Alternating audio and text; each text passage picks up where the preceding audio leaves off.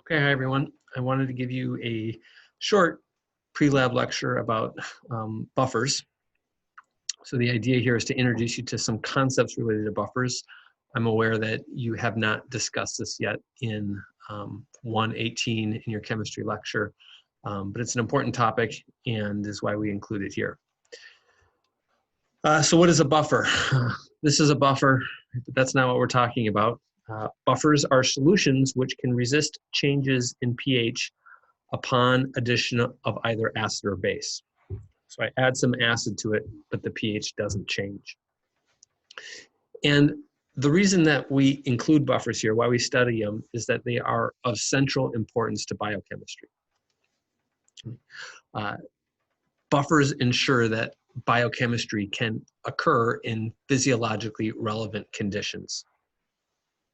So it turns out that your body has a pretty narrow of pH ranges in which it will operate, right? 7.3 to 7.4. It drops below this, as one example, you get a condition known as acidosis. At sort of the mild level, it causes headaches, sleepiness, shortness of breath, coughing. But if it continues to drop and gets really bad, seizures, weakness, nausea, vomiting, it can even cause you to die. So the ability of your body to maintain pH 7.3 to 7.4 is really important. How do buffers work? I think the idea is actually pretty intuitive. Here's a acid-base equilibrium, right? This is our conjugate acid. This is the conjugate base. And the notion is that buffers work by having lots of these species present. So I have an equilibrium between the acid and base. If I add acid to it, there's lots of base present, which can counteract that. And if I add base to it, there's lots of acid present, which can balance that. So they have lots of acid and base present. That's basically the way it works. And there's this important chemical rule of thumb, which is that a buffer is only appropriate in a range of pH values within plus and minus one pH unit of its pKa. So you need to be close to the pKa. The pH needs to be close to the pKa of the buffer system that you're using. And why is that? Well, for those of you who have completed the pKa lab, we know that when the pH is equal to the pKa, there's an equal amount of acid and base present. So this plus and minus one pH unit rule guarantees that there's enough acid and base around to buffer the addition of buffer some pH change. Okay, we're going to identify another quantity called buffer capacity. Excuse me. Buffer capacity is defined here. It's a number of moles of hydroxide or H+ that are added per liter of buffer divided by the volume change. And if you think about it, what you would like is to be able to add a lot of acid or base. So you would like a really high numerator. When you do that, you'd like to see a really small pH change, so a small denominator. And if that's true, then a system with a really large buffer capacity has a small pH change. Essentially, what the buffer capacity is telling you about is the concentration of acid or base that a buffer can mediate with a change in pH of 1 pH unit. It can handle this much acid or base. And you'll measure that today for different solutions. Buffer capacity is a complicated thing. It depends on lots of factors. One of the primary ones is pH. At different pHs, there are different amounts of acid or base present. And so a buffer is not equally good at all pH levels.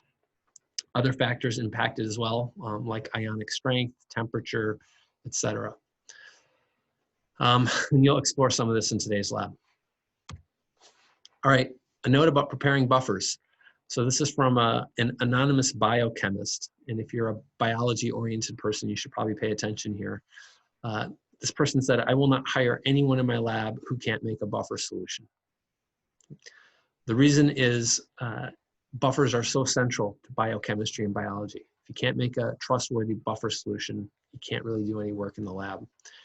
And so there are sort of three basic ways in which we can make buffer solutions.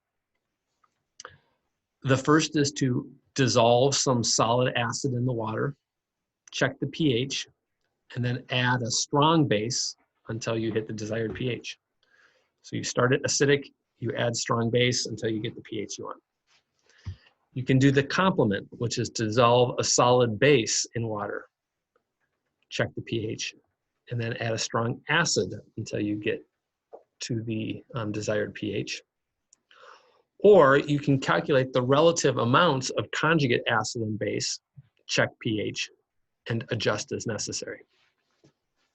Now, which one of these methods you choose depends a lot on the specific experiments that you're running. Maybe dissolving an acid is a bad idea, or maybe you're working at high pHs and you want to do this.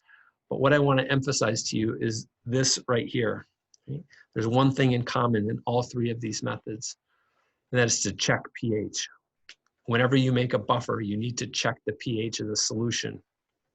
And if it's not right, then you can adjust it. Right?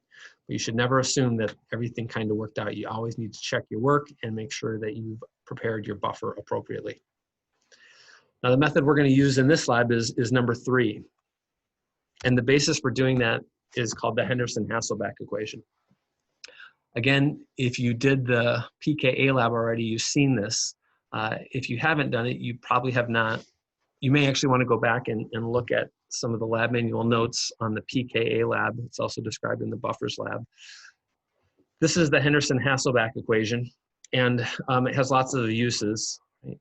One of the uses is that you can calculate the relative amount of acid or base that you need to achieve a desired pH. If that's what you're doing. And I'm not going to walk all the way through those calculations now in this video.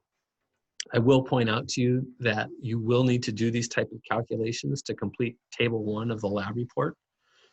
So you need to be comfortable with these things. And if you're not sure how to do it, see page 99 of the lab manual. It walks you through an example and will tell you how to do it.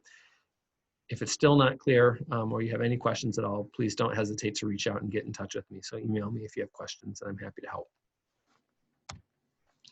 What you're going to do today, you're going to watch a video of someone performing this lab. Right? There's no sound in the video. It's working. What they're essentially going to do is mix various amounts of acids and bases, as indicated in table 1, to prepare buffer solutions at various pH. And I think in the video, he actually recommends or asks you to calculate these relative amounts before you do it, or before he does the lab. But once you've done that, the second thing you'll do is to measure the buffer capacity of 4 solutions, including a saltwater control, right? And then investigate the buffer capacity at these different pH levels.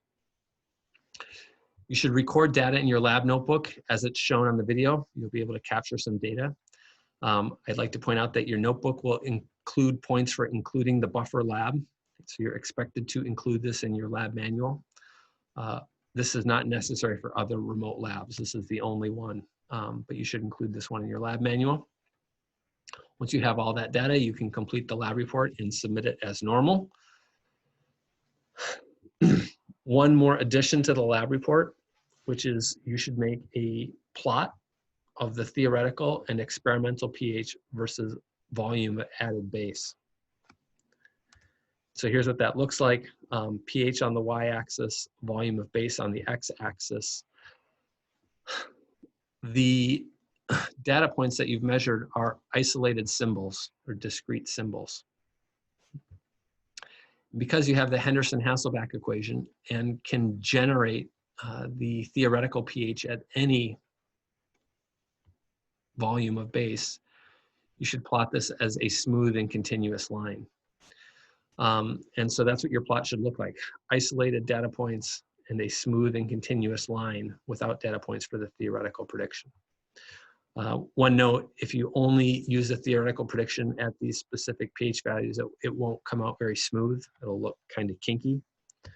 And so you may have to generate some XY data with a smaller X step. Okay, if that doesn't mean anything to you, or you're unclear what I mean, please get in touch with me. So that's my basic introduction to the lab. There may be some questions or issues that arise, and if that happens, just get in touch with me, email me, schedule an office hour appointment, and I'm happy to help you in any way I can. Good luck. Hope you have fun and learn something about buffers.